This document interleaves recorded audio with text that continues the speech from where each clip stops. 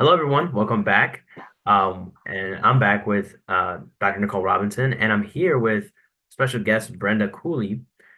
Sorry for mispronounce that name, but can you introduce yourself and explain a little bit about what you do? Okay, my name is Brenda Coley. I am co-executive director of Milwaukee Rider Commons, and Milwaukee Rider Commons is a organization that environmental justice organization. We're building regional power on behalf of our shared waters. So I believe you had a 7-point agenda, you said, we and do. can you explain a little bit more about what that is? Sure. In about 2002, don't quote me on the dates. I'm really bad on dates. Um, the city was starting to position itself as a water-centric city. And the only people that were talking into those conversations were academics and government and business. So the two co-executive directors before me, I'm the second iteration, got a small grant from the Brico Foundation to ask the community what did they think would be make a truly water-centric city. And so we talked to around 1,500 people. And from that, we came up with a 7-point agenda. And that's how Milwaukee Water Commons was started. So, and the agenda, the 7 points were water quality, drinking water, green infrastructure, arts and culture, education and recreation, and there's one more that I can't remember. Green infrastructure. I can look and tell you. So I'm sorry about that. Maybe it's 6 initiatives. I'm sorry about that. No, no, you're good. You're good. We'll just Okay. drop one. Yeah, Yeah. right. Well, I think it's 6. Yeah, I used to have it on my wall, but so and we have programming under all of those initiatives. For example, for water quality, for 2 years, we hosted an open water swim in the Milwaukee River.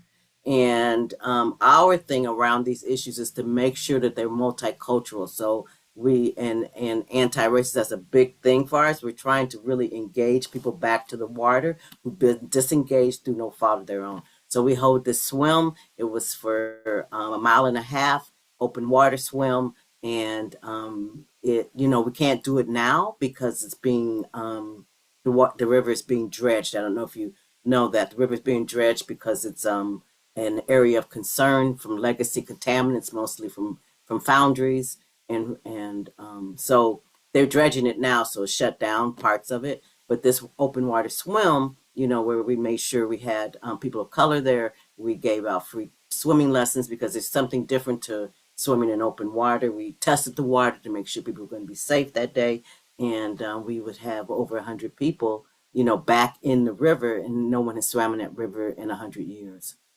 So under green infrastructure, we have a branch out program, which is what Nicole was talking about earlier, which is really trying to build up the urban tree canopy across the city. We know that the trees, because of disease, died, but they weren't replenished, and you could tell what the tree canopy would look like depending on the zip code. So we're trying to resolve some of those issues by planting trees. And why trees for a water organization? Well, trees purify water. Trees help with stormwater retention, and they help with flooding. And the bigger the tree, the better. And then what they do for our mental health and for asthma and things like that. We can't live without trees. So we have a tree board, and we're working in Sherman Park right now. We have a tree board where we've engaged community residents around tree planting, what trees are, why they're good, and then they act as ambassadors in the community around that issue. They also guide us to where to go. And you talked about a water-centric city. And so what does a water-centric city look like? Well, the interesting thing is that this region, the Great Lakes region, has an enormous amount of water. We have 20% of the world's fresh water, and that is an amazing thing right in this region. So we have to protect that water. We have to keep that water clean. We have to take care of it. The water we view the water as our friend, and we heal the water the water heals us. So we also have a cultural and spiritual relationship with it as well. We don't see water as a resource, we see water as a friend. Yeah, it's very interesting. I didn't know that 20% of our fresh water kind of came from the Great Lakes. And Yes. so, in terms of getting fresh water to certain communities, what have you done to like impact those communities and making assuring that they get fresh water? Well, I mean, the fortunate thing in Milwaukee is that we haven't had any problems, quote unquote, with getting water. Um, we are Lake Michigan. We get our water from Lake Michigan. And what we want to be sure that happens, there are two things that are threatening our water. One of them is climate change, and the people are from the coast, from are coming into the interior because there's water. We have to protect the water from businesses that want to divert the water, because most of our electronics and things like that take an enormous amount of water to make. So we have to really balance what business and industry uses and what we uses. We have a lot of water, but that's all we got. There will be no more.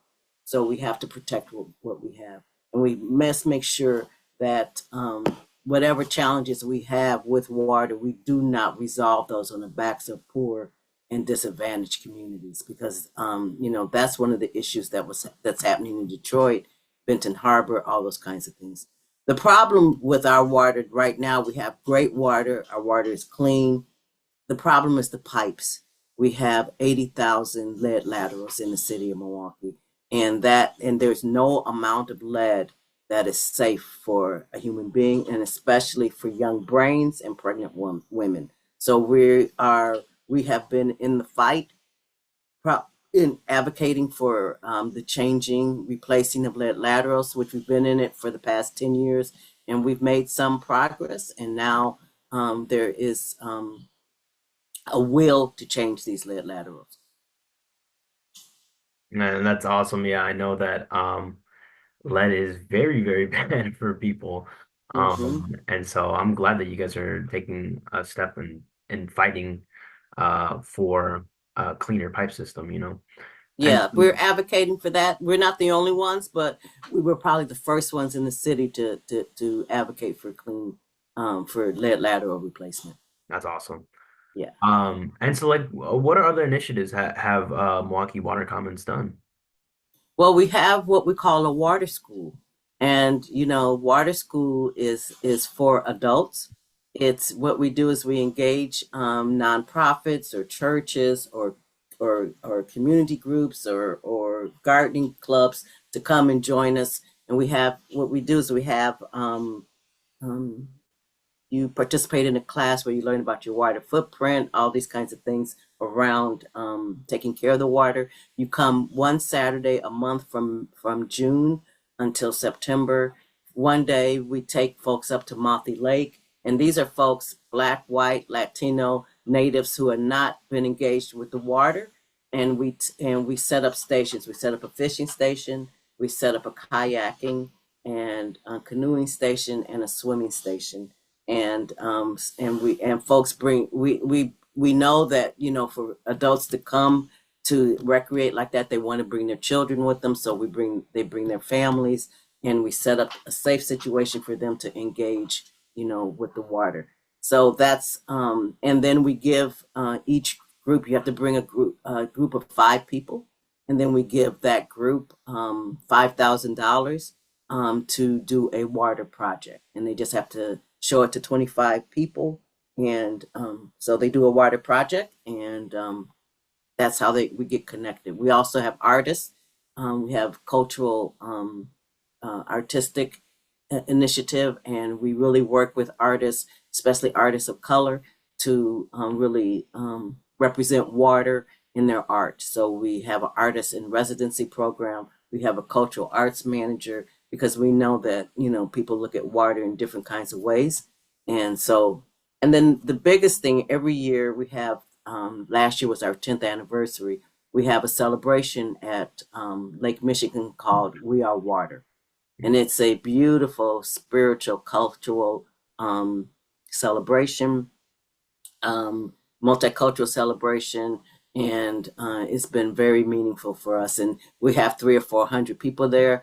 People, when they see us, they can't believe it because you don't. There's not very many spaces in Milwaukee where publicly where you see multicultural folks, where you see everybody at the lake. So it's very beautiful and moving. If you Yeah, go on our website, you can see some, I think we have some videos of it. that's awesome. Yeah. And so how important is it that it's not just one culture concerned about this? How important is it that we all care about it? Well, every culture has a water story, every culture. And that's what we're trying to connect people with is with their water story and of their cultural water story. So, for African Americans, for example, water has both been both traumatic and a pathway to freedom, right? Because if you go to the Quaker House, there is a plaque because there used to be an underground railroad stop, right? And we know the story of this woman, Quarles was her name, who escaped from who escaped, came up the Mississippi River, came to Milwaukee, and hid in a barrel. A young white guy saved her, hid in a barrel, and she came up through the Milwaukee River too, and came to this barrel and stayed in it until she could be taken to safety. So it's both traumatic with the Middle Passage, coming across that water, Africans, enslaved folks, they didn't know where they were going, and then it was also a pathway to freedom. So everyone has a water story. Yeah, that's beautiful. I guess I want to know more about how like water affects the community, and so why are we putting an emphasis on such? And Jacob, you're asking me an obvious question, right? Yeah, yeah. Well, when I said we are water, I mean we are water, and and not only are we water, we're Lake Michigan, so we're tied to that water both spiritually, economically, and for our well-being, for our health. We can't live, as we know, without water. So we have to treat it as a precious friend and not as something that we waste and we don't think about. Mhm. And if we take the advice from our indigenous neighbors, they tell us we should be having clean water. We have a responsibility to have clean water for the next 7 generations. So the water belongs to no one, it belongs to everyone, and we have a responsibility to steward it for the next 7 generations, and they will have a responsibility to steward it as well. Yeah. No, I know what Water is life. yeah, yeah, that's the obvious. But yeah, Yes. I do know a little bit about Native Americans. I was helping my teacher do a documentary on Brady Street and all this stuff, and he had this section about the Milwaukee River and it being very important for ma many Native Americans where they would travel up, and um a lot of them would come together and use that river as kind of a connection. So I think that water connects all of us, and That's right. that's Water I think we connects us learned that. all. The interesting thing, Menominee, I don't know if you know this, but the Menominee River, and this is means rice in Ojibwe. And there used to be huge rice fields, in that water, and they could grow the wild rice, right? Well, industry came and changed all that, but that water is has a memory of being, of providing food for people. Yeah, That and water is a living thing, it's a spiritual thing, and it yes. belongs to everyone and no one. And Mm. we all should be able to share in the benefits of it. So if there's jobs that connected, oh, the last initiative was Blue Green Jobs. Yeah, there it is. There it is. And so, we've been advocating to open up the jobs that come with water. We have drinking water, that's an apparatus that has jobs. And these are living wage jobs that you don't need an advanced degree for. And they were typically given to white men and they passed it along to each other. So we've been facilitating a water equity task force where we are trying to uncover that and get those jobs to everyone. And so we have wastewater and we have drinking water. And yeah, and that's awesome you do that. And I guess like an extension of that is kind of like gentrification and like the taking of these jobs from minorities. And I was wondering, how does gentrification play a part in our water? Well, I mean, it is a danger. There's no doubt about it.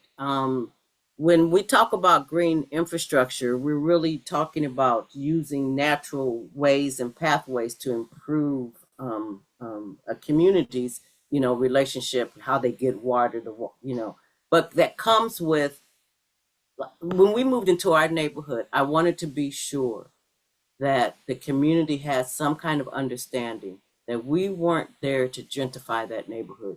We were there in solidarity with them.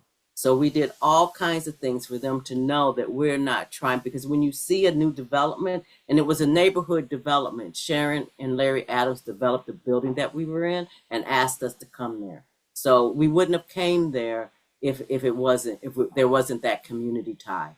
And so we came there to be in solidarity with that community. So everything we do, we let them know what we're doing. We invite them to do it. We engage with them around these issues. If you come, you can see some of the things that we have done to engage the community with water.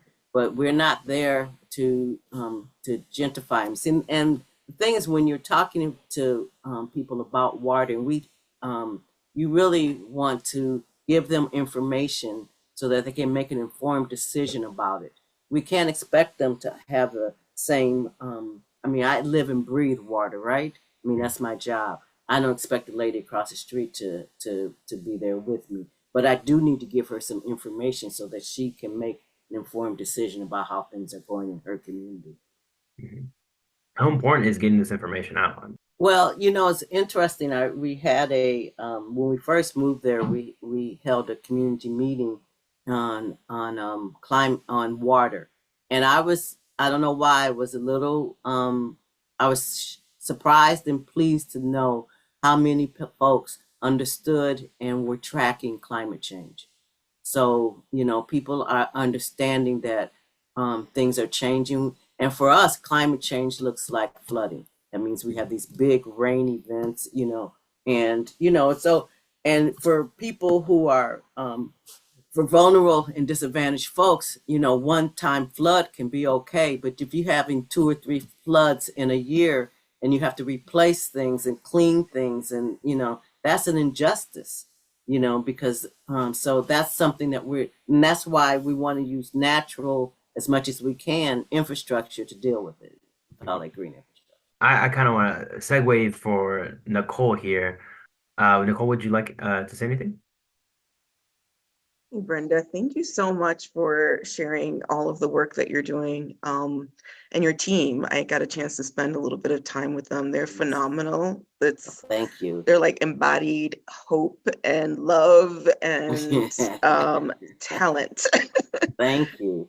So it's amazing. And so I think I shared with you a little bit about my dissertation and research work. I started the project through the lens of mass incarceration. So trying to understand why it was so concentrated in certain neighborhoods that I was from, and wanting to understand, well, what is happening structurally on the ground. We know that there's issues with policing, with sentencing, but why is it that, just the same way that you can predict tree canopy, you can also predict who's likely to be returned to prison.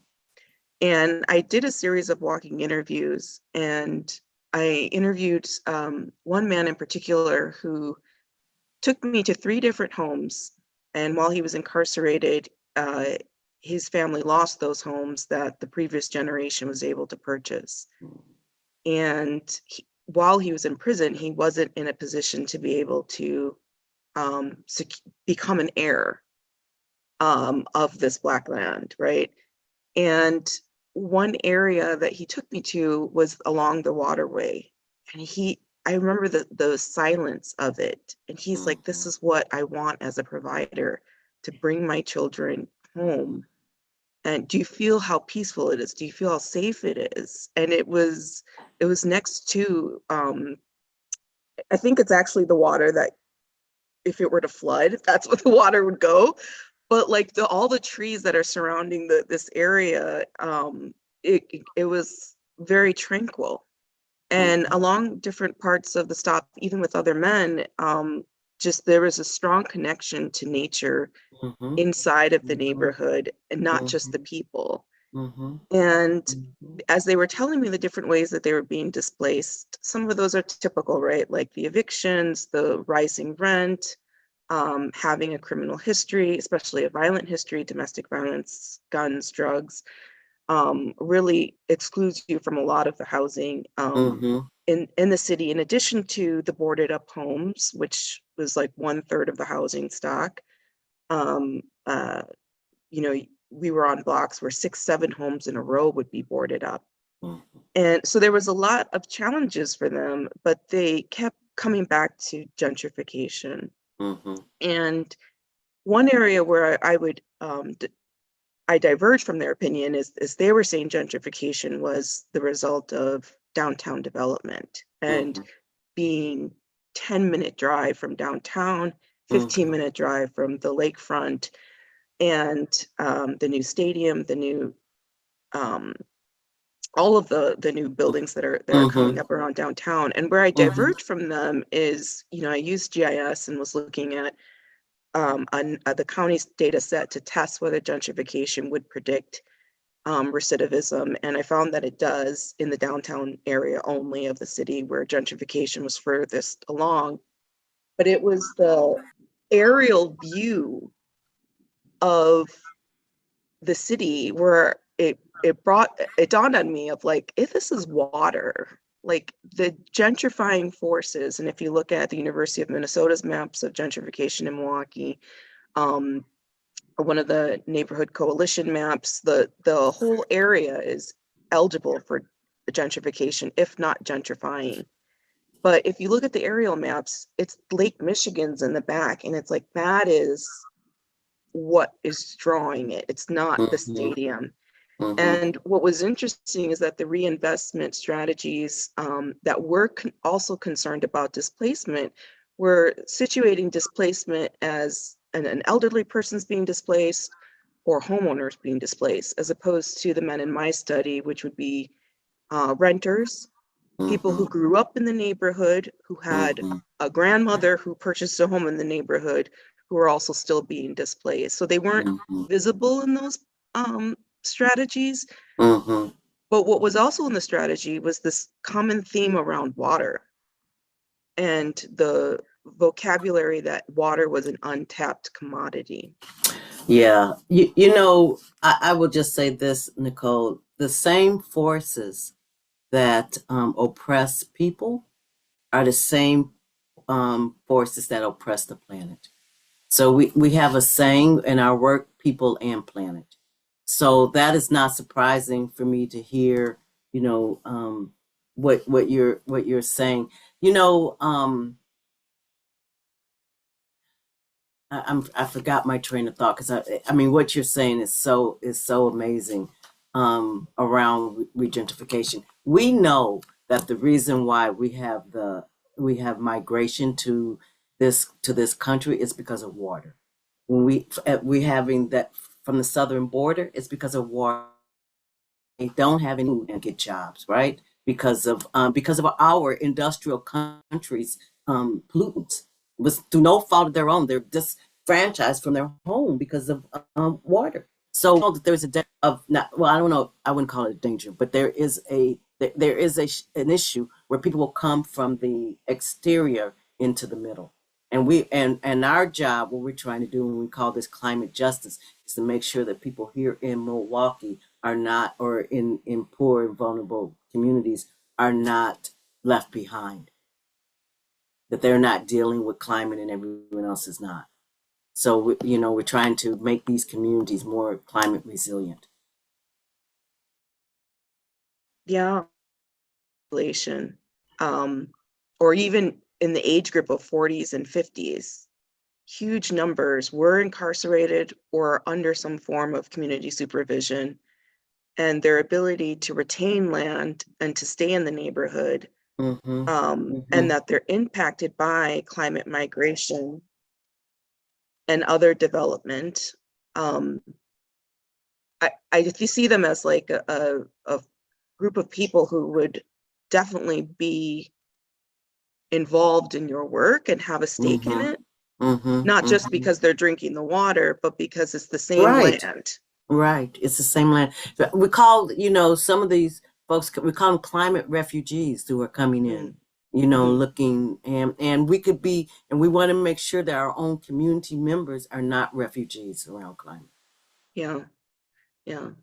And so that's powerful that you said like the same forces, that would oppress people, oppress the planet.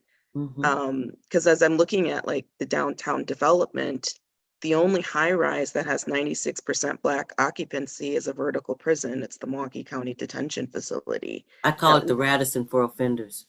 it looks like a hotel. It's a mirage. It's not. I know. I used to The work in there. worst, huh? I used to work in there. Ooh, So, all those windows that look like they're windows, they're not windows. That's for us to feel better about it. These people. Well, you've been there, so they're in pods. It is a probation or probationary prison. It's not that. It's horrific. yeah. It's horrific. I did domestic violence classes there, and it was some of the most meaningful work in my life, working with those men. Well, And but it was sensory deprivation, right? There's no. absolutely. Can you imagine? The folks in the offices have windows, but below that, there's all concrete. They're encased in concrete. The warden took me to see it, to how it was built. Horrific. Yeah. But that's the uneven development. Um, and I have deep concerns with like the trickle down theory of with this development things will get better. Yeah, yeah. Because if they cannot afford affordable housing, if they are policed when they go downtown or policed when they go to Lake Michigan. Absolutely. Absolutely. We found in water school, young communities live 2 miles from the lake and never been there. When they go down to the lake front, they're highly policed. There was one evening where cops were on horses and were directing the young men back into the hood. It's horrific. We have to end on a brighter note. Yeah, I just want to tell you about this one That's good. program though that Okay. we have. We have a program called Beach Ambassadors, and these are young people who we hire. We train them to really go up and down the beach and talk with people about the water and about safety on the beach. We're not lifeguards, but we're doing safety issues, right? Because during COVID, 3 Black men drowned trying to save children during COVID.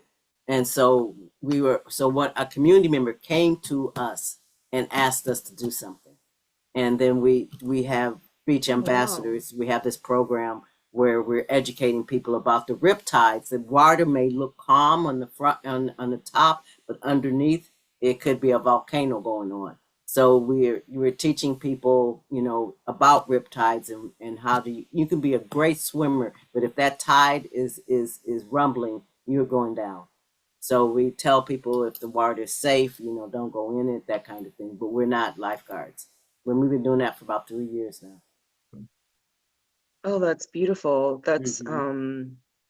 I did not know that. I remember that they closed off that little kiddie pool part that felt like they closed it off and they like roped it in because of the riptides. Yes, yes. And they've changed the I mean, that's all man made, so they Yeah, changed it so that it's much more safer now. that's safer. Okay. Yeah. Well, I'm leaving this conversation hopeful and I Yes. more educated on the brilliant work that you are doing and um that that the story of what these men are going through was met with understanding and that that's what we need when we generate good policy to understand Absolutely. how different people are impacted by the same thing happening. So I look forward to Nicole working with you on some of these issues that you brought up. Working with 5 points. I think it could be a great collaboration. And we do most of our work in coalition. Thank you again. That's basically the end of it. But thank you so much for being on here and talking about this. And I've been talking about even the harder topics that are hard to speak about. So thank you so much. Mhm. I really appreciate your time, and thank you, of course, Nicole, for always helping out. I really appreciate it. Thank you, Jacob.